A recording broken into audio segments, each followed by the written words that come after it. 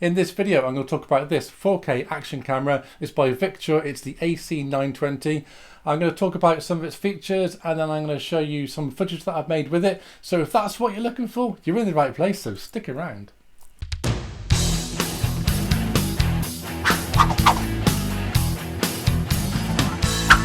One of the features of this camera is its time-lapse record function.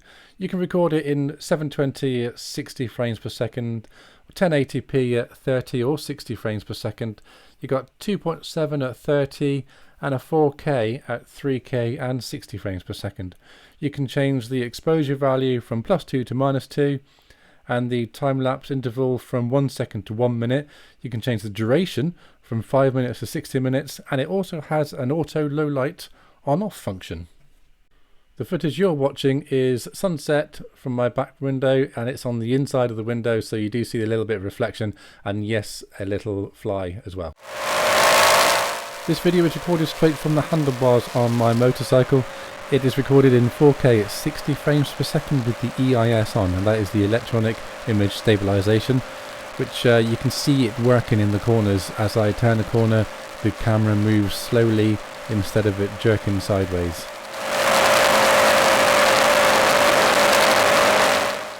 The audio you're listening to is captured straight from the device on the handlebars, and unfortunately it doesn't depict the actual sound that you listen to when you're actually there. I think it might be because of the fact that it's connected to the handlebars and the engine is vibrating through it. It's a little bit of a shame because it does sound a bit funny, but the image quality is definitely overrides that.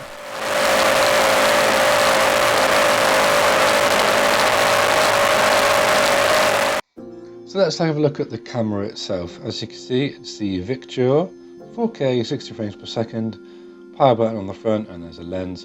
There's the option button on the top. On the back you've got a nice big touch screen. You've got 2 scrolling buttons on the side, and then there's the speaker. And on the other side we've got the SD card slot there, as you can see it, HDMI output, and then there's the USB slot. And on the bottom we've got the thread that you can put it onto a tripod, and on this one, this is easy to get into. Just open that like that and you can get access to the battery, which is really simple. Okay, so let's just turn it on and show you how quickly it turns on. So you've got the power button on the front. Very quick. I do like how quick that turns on. And we've got lots of different options on the front here. Obviously you've got the zoom button there, which does surprisingly zoom in quite far. As you can see, it goes in for ages. And then you've got some options here, so that's a slow motion. Got normal, seamless. Now, don't do what I did and learn the hard way from seamless. I didn't know what it was. I did loads of slow motion recording and some time lapses out on the bike, and then when I went ride home, I popped it into seamless mode just to see what it was like. When I got home, it recorded over everything. So seamless basically is it records throughout the whole of the USB, throughout the whole of the memory what you got in there, and then when it fills up the card, it deletes everything and then records over it again. Which is good if you like that sort of thing, but it's not if you've recorded something and you want to keep it and what you've just done is completely ruined your whole day. Okay, so you've got Wi-Fi and fast motion there as well, and obviously time lapse. So the normal option is what we're going to do at the moment. So we click on the settings icon on the bottom there, and we can change the resolution. We've got 60, so you've got 720, 60 frames per second. And you can go 1080p, 60 and 30. 2.7K, 4K, and then 4K 60 frames per second. When you choose that one, it does go down. It goes down to 34 minutes. If you one button, go back on there, and then let's just choose the smallest one. So it goes to 4 hours. It's quite a change, isn't it? So obviously you've got to choose the right resolution depending on how much you want to record. Okay, so let's just put it back on 60 frames per second. You can choose to turn the microphone on or off. Got the EV level +2 to -2. EIS on and off. You can loop record if you want to. Time lapse. Lots and lots of different functions. We can go to the settings and you can change the sounds, power frequency, 60 Hz. There's a microphone settings. So you can, for the built-in, you can change it to external microphone. There you go, we've got lots of different effects and white balance. There's lots of different modes that you can choose from, which is great. Let's go back into here and then go to seamless. We won't do seamless. Time lapse is good. You've got different resolutions for time lapse. As you can see, it's still the same ones as it was before. Time lapse is good. You've got to go back into the resolutions and you've still got the same types of resolutions. Obviously, the smaller the resolution is, the more time lapse you're going to get. Right, let's go back and we can go into slow motion. Slow motion immediately chooses 720 and 120 frames per second, which is a brilliant one to do slow motion for, because the more frames per second you've got, the better video you're going to produce. And fast motion, it goes into 720, 120 frames per second again. Alright, so let's just go back into normal mode, and you press that button down the side and you can have a look at the files that you've recorded. So that's the videos and that's the pictures. I've got nothing on this card because I've just wiped it all. And at the top here you've got the microphone icon. That means that the microphone will be recording, and there's obviously the battery icon at the top there. This is great. This is the slow motion option on the settings. You can record at 720p at 120 frames per second, which is what you're watching now, or you can change it to 720p with 60 frames per second, or at 1080p at 60 frames per second. So I chose the 720 at 120 frames per second to make the slow motion as smooth as possible.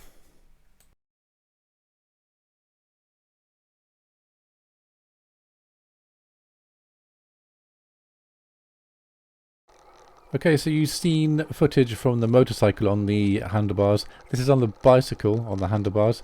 This is filmed in 4K, 60 frames per second. The EIS is on, and I wanted to talk about the EIS, which is brilliant software on this camera. I've used EIS on other cameras before and it's not been as good as this one. Like on the motorcycle earlier, it sort of moves sideways when you're moving with it, and it's like on a gimbal sort of thing. I want you to look at this bump in the road here on the sleeping policeman. When I go over it, there's not really much movement on the screen. Normally, if you've got that off, it'll vibrate really badly. But when you've got it on, it's brilliant. So it really shows up how well that you can put onto these videos. Now, I also want to talk about the sound.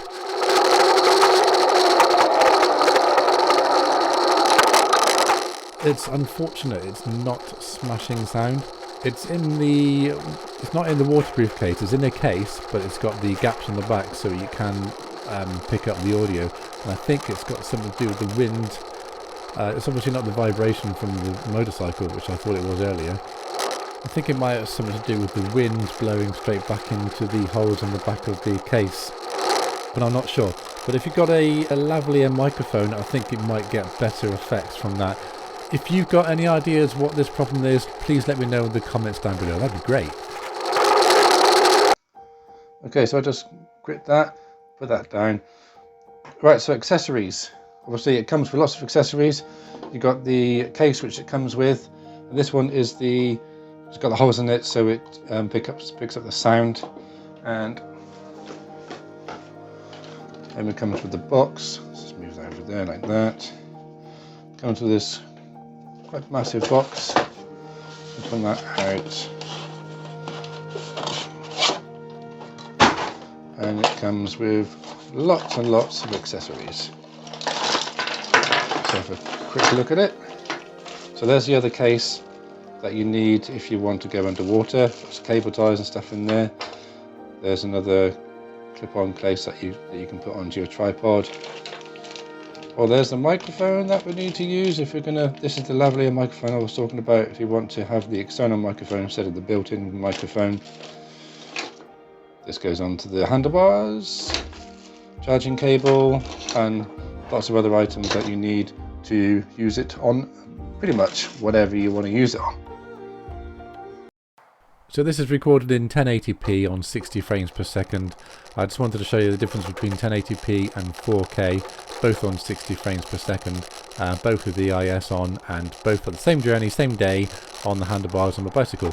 The only problem is that when you record, yes, you're recording at different resolutions, but when you render, I'm rendering this all on 4K, so it's all going to sort of show in 4K, but hopefully you can sort of tell the difference between the 1080p and the 4K, and unfortunately the sound is a little bit funny on the 1080p, but still the video footage is really good and the EIS works really well as well.